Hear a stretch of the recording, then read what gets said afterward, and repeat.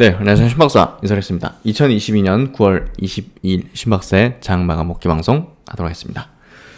오늘은 뭐 장중 영상도 올려드렸었고, 미국의 이제 FMC가 이제 열렸고, 또 그 결과가 나왔기 때문에 시장에 또 큰 변화의 가능성들이 좀 열리게 됐죠.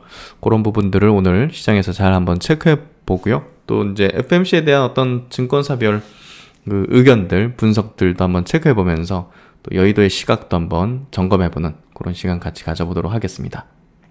오늘 코스피 시장은 0.6% 빠졌고요. 2332포인트, 거래대금은 7.2조, 상승 종목 수 한 300종목, 하락 종목 수 579종목, 그리고 코스닥은 0.46% 약세, 751포인트 마감했고요.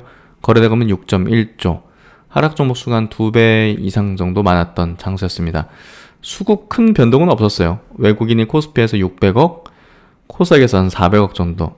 순매도가 이제 크진 않았고, 기관도 코스피 시장에서 2,800억 순매도, 코스닥에서는 이제 소폭의 순매수. 그리고 선물 쪽에서도 외국인은 소폭의 순매수. 그래서 수급은 특징점이 크진 않았던 것 같고, 어제 이제 미국장은 나스닥이 1.7% 빠졌죠. 다우, S&P도 뭐 똑같이 빠지는 거 참 보기 힘든데 1.7% 3대 지수 모두 빠졌고요. 오늘 니케이 증시 그래도 양봉 전환됐죠. 0.5% 약세. 홍콩도 양봉 전환 1.1% 약세. 대만은 뭐 양봉 전환은 못했지만 이제 밑꼬리를 그리면서 좀 돌려세우는 형태 0.9% 빠졌고요. 상해 증시는 양봉 전환 0.27% 약세. 약보합 정도 마감했네요. 한국 증시도 이제 그 저점 대비 이제 올라오면서 양봉 전환이 됐고요. 그래도 이제 불안한 모습은 가지고 있기 때문에 안심할 부분들은 아직은 아닌 것 같습니다. 코스닥도 밑꼬리 그리면서 쭉 올라오는 형태. 그래서 저점을 깨진 않았기 때문에 오늘 뭐 물량이 나온다든지 거래량이 터진다든지 하는 흐름까지는 아니었고요. 일단 오늘 원달러 환율이 레벨이 완전히 달라져 버린 흐름을 보였죠. 1,400원을 완전히 그냥 돌파시키면서 레벨업을 시켜버리는 흐름이 좀 전개됐고요. 그만큼 이제 이 한미 간의 금리 역전이 벌어졌고, 또 이제 한국은행도 빅스텝을 시사했죠. 예, 빅스텝을 안 할 순 없는 뭐 상황이니까 아마도 이제 빅스텝은 당연히 하게 될 것 같고, 그 횟수가 될 텐데 한미 간의 금리 격차가 1% 이상 벌어지는 것에 대해서 굉장히 뭔가 불안해할 수 있기 때문에 그 좁히기 위한 어떤 금리 정책들이 뭐 지금 다급하게 발생될 것 같고요. 원달러 환율은 당연히 이제 한국은행의 마음을 조급하게 만드는 부분이 될 겁니다. 그래서 이 원달러 환율 같은 경우도 추세적인 어떤 상승 흐름을 좀 내고 있다는 게 이 한국 증시 전체적으로도 부담 요인이고요. 또 이제 유로 대비해서 달러 강세가 뭐 지속되고 있죠. 역시나 또다시 이제 고점 경신을 하는 흐름이 벌어지면서 달러 강세의 어떤 기조는 더욱 강해지고 있고, 이번 금리 인상은 당연히 그 흐름을 이어가게 만드는 그런 명분이 뚜렷하게 되고 있는 것 같네요. 미국 10년물 국채금리는 이제 떨어져, 장기물은 좀 떨어지고요. 단기물이 이제 좀 올랐는데, 그만큼 이제 경기에 대한 부분이 좀 내려온 거죠. 예, 내려온 거고, 단기물 뭐 1년짜리? 예, 1년짜리는 4% 이상 튀어버렸네요. 와, 무섭게 튀네, 진짜. 그래서 미국 단기물 같은 경우는 이제 4% 돌파하는 흐름들을 보이면서 지금 금리 인상의 어떤 충격 파동을 오롯이 좀 받아내는 흐름이 좀 전개되고 있네요. 유가는 좀 떨어지는 기조죠. 예, 유가는 좀 떨어지긴 기조고, 하반기에도 이게 뭐 크게 뭐 전고점 돌파한다든지 이런 흐름은 좀 어려울 것 같고요. 지금 물가에서도 뭐 이 유가는 조금 이제 뭐랄까 관심도가 낮아진 이제 영향도를 가지게 됐고, 지금은 주거비 부분, 식료품비 부분, 오늘 같은 경우는 이제 러시아 동원령 때문에 여러 가지 식량 관련된, 비료 관련된 뭐 이런 관련주들이 이제 급등했잖아요. 그만큼 이제 그런 쪽이 물가의 영향도를 가지는 그런 흐름들을 좀 보이고 있습니다. 어쨌든 지금 매크로 단으로 상당히 좀 불안정한 어떤 모습들을 뭐 이어가는 모습인 것 같고요. 오늘 수급은 큰 변동 없고, 오늘 종목, 시총 상위 종목들 한번 보죠. 시총 상위 종목은 오늘 2차전지 중심으로 강세였습니다. LG 엔솔이 1.8% 강세, 삼성 SA, LG화학, 포스코 케미칼. 그래서 2차전지 정도가 좀 강세였고요. 하나솔루션, 에코프로비엠 2차전지 정도 강세였던 것 같네요. 나머지들은 당연히 이제 금리 인상 때문에 뭐 카카오 게임즈라든지 엔터주 또 이제 바이오주 뭐 이런 쪽은 이제 약세를 보이는 게 좀 뭐 당연하기도 했던 것 같고요. 위메이드 이런 것들은 뭐 젬병이죠. 코스피 쪽에서도 이제 낙폭이 컸던 게 네이버하고 카카오죠. 3% 4%씩 빠졌으니까. 그나마 이제 삼성바이오 셀트리온은 좀 방어적인 어떤 성격으로 보합 정도로 이제 방어가 된 것 같고, 어쨌든 금리에 대한 어떤 부정적인 민감도를 가지는 업종 종목들이 대부분 빠지고, 이게 또 2차 전지는 실적이 또 잘 찍히는 부분이 더 부각이 됐던 것 같네요. 에코프로도 5% 상승하고, 그래서 시장 종목들은 이런 어떤 기조 흐름을 좀 보여줬고요. 그래서 이제 2차 전지에 대한 어떤 관점은 여기 이제 21선 있잖아요. LG 에너지 솔루션의 21선. 오늘 시초가는 깼다가 이제 위로 또 올려 세웠는데, 이거 붕괴시키면 일단은 2차 전지 전체 종목에 대한 센티는 좀 부정적으로 흘러갈 가능성이 높습니다. 그래서 그 키의 어떤 방향을 지금 LG 에너지 솔루션이 이제 갖고 있기 때문에, 요때 이제 음봉 크게 그린 게 의미가 작진 않았거든요. 그래서 21선을 지켜내는지 여부인데요. 이게 붕괴한다면 다른 2차전지 주들도 조금 투심에 악영향을 미치는 그런 흐름이 좀 전개될 걸로 보기 때문에 이 종목을 중요하게 좀 보시는 게 필요할 것 같습니다. 오늘 수급의 흐름은 뭐 큰 의미를 부여하긴 좀 어렵죠. 그래도 이제 체크를 해보면 LG노텍, 삼성 SA가 300억대 정도. 오늘 친환경 쪽이 좀 괜찮았죠. CS윈드라든지 오늘 가만 보니까 그 태조 이방원 이렇게 좀 이름 지은 최근에 어떤 테마성의 어떤 업종 중심의 어떤 좋은 어떤 흐름이었네요. 반등 흐름 같은데 딱 봐도. 그래서 그런 흐름들이고, 방산주 뭐 하나에어로스페이스 이런 것들 차트 깨졌는데 이제 반등 정도의 흐름이죠. 그래서 이런 것들은 주의가 좀 필요한 어떤 패턴이다. 코스닥 쪽 넘어가서 역시나 이제 세비캠 뭐 이런 폐배터리 관련주들 좋았다가 이제 조정받았잖아요. 다시 또 올려 세우면서 약간 좀 반등 개념의 성격의 어떤 상승을 좀 보여주는 모습 같습니다. 그래서 이 부분은 좀 주의가 필요할 것 같고, 뭐 개별적인 성격의 종목들 움직임이었고 수급 동향이었네요. 큰 의미를 지니긴 좀 어려울 것 같습니다. 오늘 뭐 이슈 체크, FMC 관련된 체크 들어가도록 하죠. 그럼 이제 오늘 FMC 관련해서 각종 이제 증권사들의 이제 리포팅 한번 좀 보도록 하죠. 뭐 거의 좀 대동소이한데 그 중에서 그래도 좀 볼만한 리포트 한 2개 정도를 한번 볼게요. 일단 대신증권은 가장 정리를 잘했네요.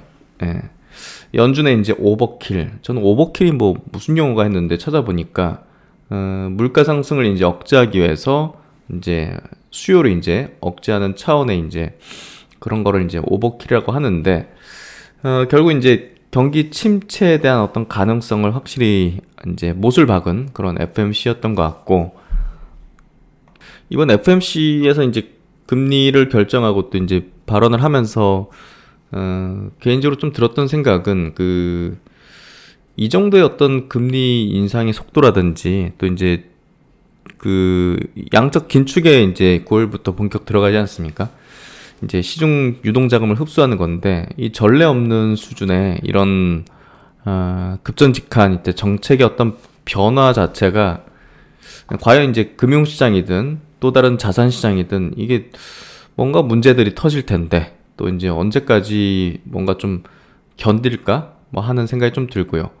또 이제 연준이 와 이렇게 정책적인 실패를 할 수 있구나. 우리가 이제 경기 사이클은 이렇게 변동하잖아요. 호황과 불황과 이런 식으로 이제 변동하는데, 우리가 중앙은행이 존재하고 또 이제 정부가 존재하는 이유는 이걸 그래도 이제 충격이 크니까 완만하게 할 수 있게 하는 그런 역할이지 않겠습니까? 근데 지금 하는 연준의 어떤 액션들을 보면 이거는 야, 뭐 일부러 이렇게 하나 정도의 이걸 더 이제 극단적으로 좀 만드는 듯한. 왜냐면 이제 무제한 양적 완화를 통해서 결국 이제 13년 동안 이제 돈을 풀어서 전례 없는 이 뭐 거의 뭐 법을 비스무리하게 만들어 놓은 상황이죠, 결국. 예. 근데 그거를 억누르는 것도 지금 뭐 전례 없는 수준의 속도라든지 스타일로 하고 있다는 거죠. 이게 과연 이제 중앙은행이 이게 이 경기 사이클을 어떻게 보면 좀 완화시키고 또 안정화시키고 하는, 그리고 물가 안정이 최대 목표인데 물가 안정이 최대 목표인데도 불구하고 양적 완화 정책이라는 게 혹시 이제 적절한 건지 하는 그런 의문들, 근본적인 좀 생각도 좀 들었고요. 그만큼 이제 지금 상황에 대해서 우리가 이제 뭐 어떻게 대처하고 하는 게 이제 가장 우선순위고 핵심인데, 뭐 근원적으로 이제 뭐 왜 이렇게 된 걸까 하는 생각도 문득 좀 들었어요.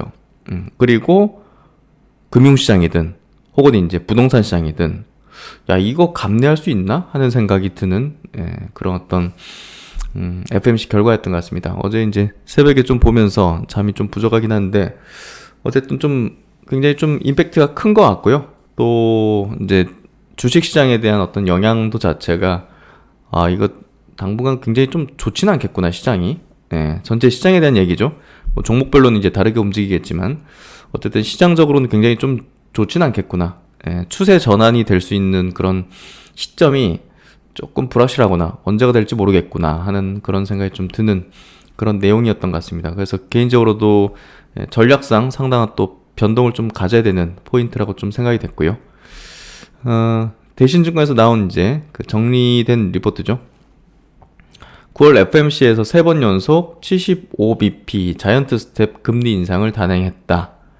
그래서 3.25%로 이제 올라갔죠. 지금 6개월 동안 300bp 올렸습니다.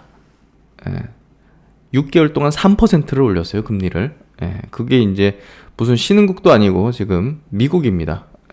분명한 어떤 변화의 어떤 서곡이 만들어지는 것 같고요. 이로써 미국의 기준금리는 중립금리 수준인 2.5%를 상회하게 됐다. 22년 GDP 성장률 전망 0.2%로 1.7%에서 그냥 확 낮춰버렸죠. 이게 무슨 얘기냐면 하반기에 경기 침체다. 하반기에 경기 침체된다고 지금 찍어버린 거예요.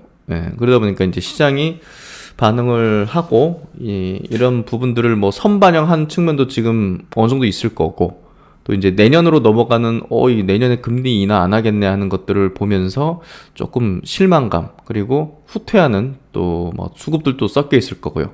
뭐 다양한 어떤 생각들을 가진 어떤 전략들을 가진 어떤 자금들이 오늘 굉장히 좀 바쁘게 움직였을 거라는 거죠. 오늘 이제 밤에 또 열리는 미국장에서도 바쁘게 좀 움직일 거라는 거죠. 그래서 이게 뭐 반등이 나올 수 있는지 뭐 아니면 확 밀려버리는지는 모르겠지만 어쨌든 추세적인 흐름 속에서는 일단은 부정적인 기류가 좀 흐르는 흐름으로 오늘 트리거를 좀 만들어준 셈이죠. 그래서 물가 전망도 5.4%로 상향 조정. 뭐 안 좋은 쪽으로 지금 지표가 이렇게 또 제시가 됐다는 거죠. 페드는 이제 경제 전망에도 큰 변화를 보였다. 22년 미국 GDP 성장률 전망치는 기존 1.7%에서 0.2%로 하향 조정되었다. 물가 상승률은 5.2%에서 5.4%로 0.2%포인트 상향 조정됐다. 페드 물가 목표는 2%인데 지금 2배 이상 초과하는 수준이기 때문에 갈 길이 멀다고 판단하는 것 같고요. 이로 인해서 미국 경기 불확실성이 증폭되고 있음을 보여주고 있다. 특히 22년 연간 GDP 성장률 0.2%라는 점은 하반기 경기 침체가 불가피하다는 의미이기도 하다. 뭐 시장에서 관심은 이번에 이제 점도표죠. 뭐 몇 퍼센트 정도 금리 될 거냐 그거 찍어주는 거. 이 점도표를 통해서 22년 125bp 추가 금리 인상에 대한 시사를 했기 때문에 결국은 11월, 12월 이제 자이언트 스텝 한 번, 빅 스텝 한 번 정도를 할 걸로 예상이 된다. 그리고 내년도에는 한 번의 금리 인상, 그리고 금리 인하는 없다는 쪽으로 점도표가 찍혔기 때문에 시장은 조금 기대치를 낮추는 흐름이 됐고, 24년에 대해서는 이제 기준금리 수준이 낮아지면서 경기 상황에 따른 연준의 금리 인하 가능성은 열어놓았다는 거죠. 점도표를 보면 이제 그렇게 나와 있기 때문에 일단은 내년도는 뭐 사실 인하에 대한 의지가 지금 현재 시점에서는 좀 없는 거고, 후년에 대해서 이제 인하 가능성을 열어놓고 있다. 이렇게 이제 결론 지으면 될 것 같아요. 근데 이제 장중에 그 미국 시장에서 파월 연준 의장이 기자회견에서 언젠가는 금리 인상의 속도를 늦추는 게 적절할 수 있다, 이런 발언이 나오면서 급반전했는데, 뭐 시장은 지금 뭐 비둘기적인 어떤 발언하면 올라가고 매파적인 발언을 하면 내려가는 흐름이 전개되고 있네요. 증시 원자재 가격 급락, 경기 침체를 이제 반영하는 거죠. 단기채 올라가고 장기채 하락하고, 그래서 이 경기에 대한 연착륙에 대한 가능성이 낮아졌다. 스무스하게 이제 이렇게 내려가는 가능성이 낮아졌다. 뭐 그게 이제 반영이 됐던 거고, 연준의 오버킬, 시장 예상보다 높았던 점도표 레벨이다. 22년 대다수 연준 위원들이 4.2에서 4.5%를 예상했고, 23년에는 6명의 연준 위원이 거의 5%까지 금리 인상을 예상하고 있는 거죠. 일단은 컨센을 뛰어넘는 수치고요. 설마 했던 내년도 5% 금리 인상 가능성도 열리게 됐다는 거죠. 그래서 이 부분이 시장에 상당한 또 1차적인 충격을 좀 가한 것으로 본다. 그리고 이제 뭐 GDP 전망치를 보면 하반기 역성장이 불가피하다는 쪽, 이 부분도 좀 충격을 받은 것 같아요.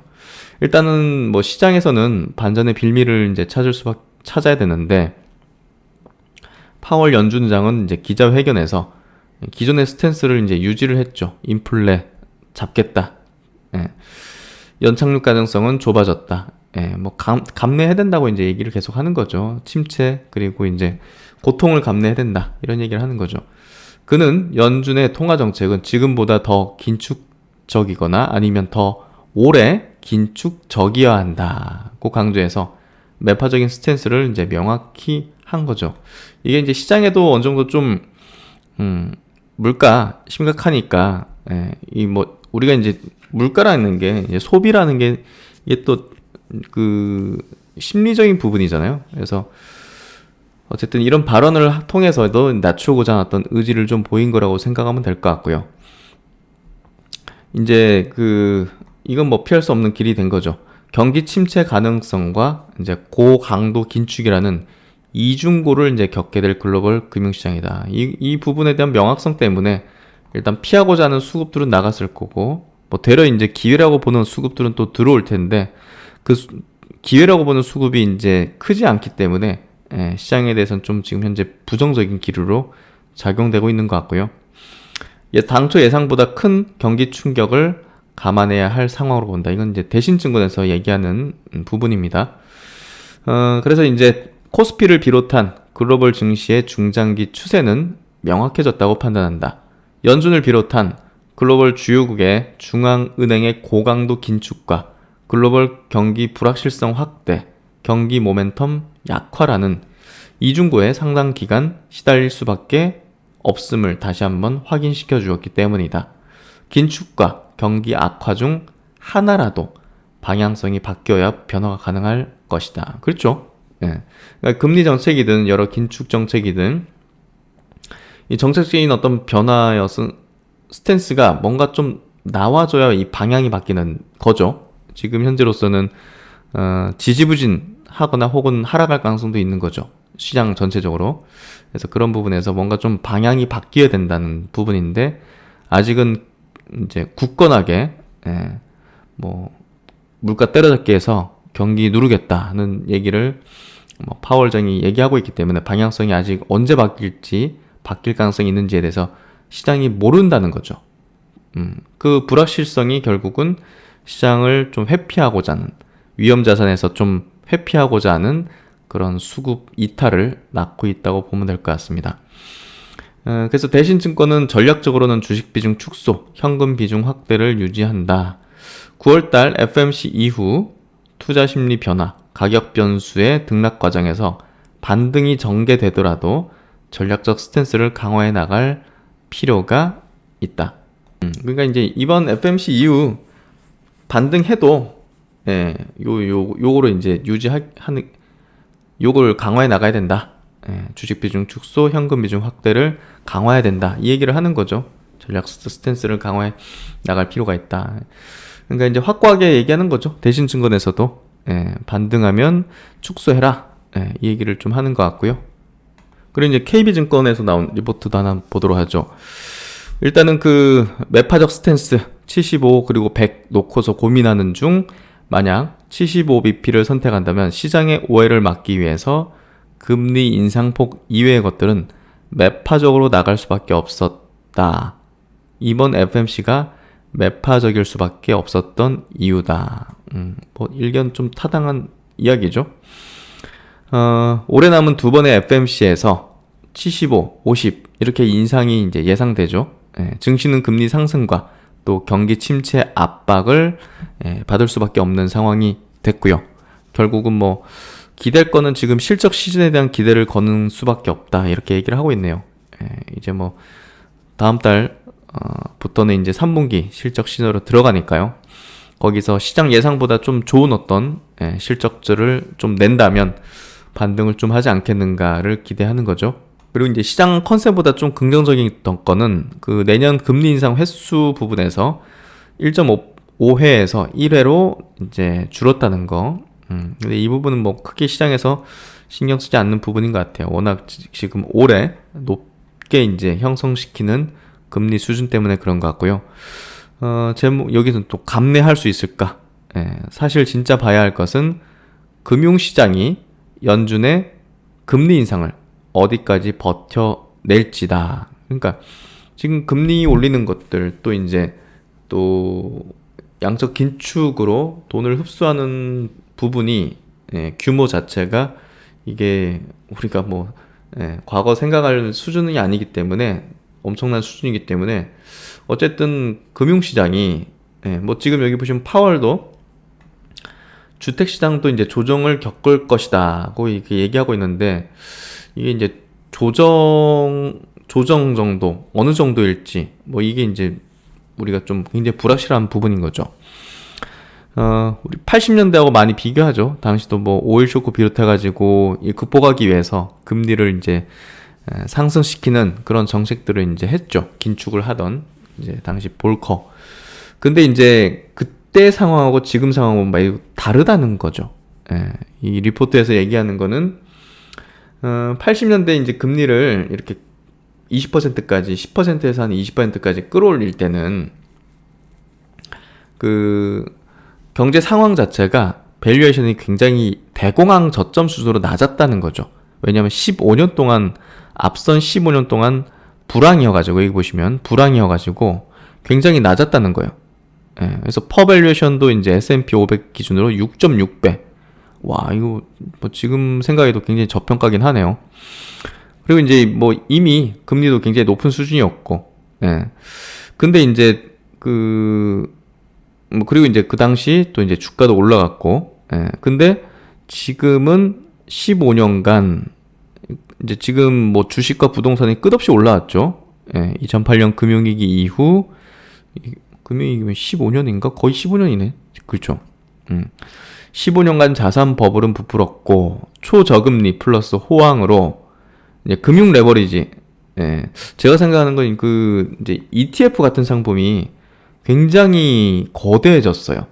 제가 가장 느끼는 부분은 이제 2008년 금융위기도 이제 경험했지만 그때는 ETF가 이렇게까지 형성이 안 됐거든요.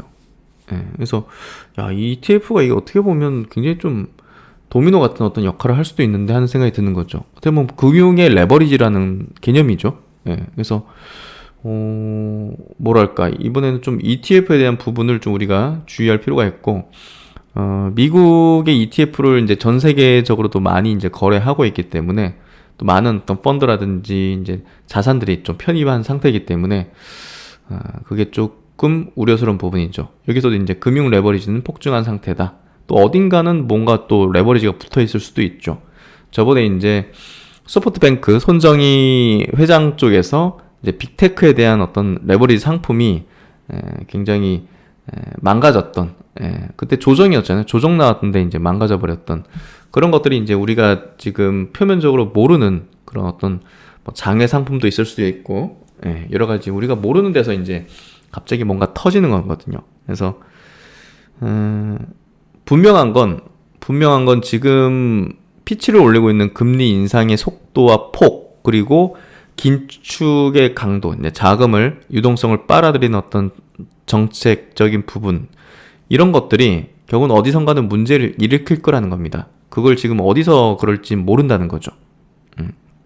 그래서 여기서도 이제 그걸 짚어내는 거고, 80년대 금리 올리던 상황은 밸류에이션이 6.6배였는데 지금 봐라, 지금 밸류에이션이 굉장히 높아져 있는 상태고, 이익단으로 지금 컨센이 계속 낮아지면 그 밸류에이션은 더 높은 상태가 되고, 결국은 그때보다 지금 심각한 상황이 아니겠는가 하는 얘기를 하는 거죠. 여기는 이제 임계점을 넘는 금리 인상을 견딜 수 있는 환경이 아니다. 그래서 이런 얘기를 하고 있는데 한번 좀 생각해 볼 만한 주제인 것 같아요. 그리고 뭐 있는 사실이니까, 예, 그런 부분에서 결국은 이제 금융시장이 이 금리 인상을 어떻게 뱉어낼지, 예, 문제가 터진다면 어느 쪽에서 터질지 우리가 잘 한번 체크를 해봐야 될 것 같습니다. 그래서 오늘 장 정리, 또 이제 FMC 관련된 이슈 정리까지 해봤는데요.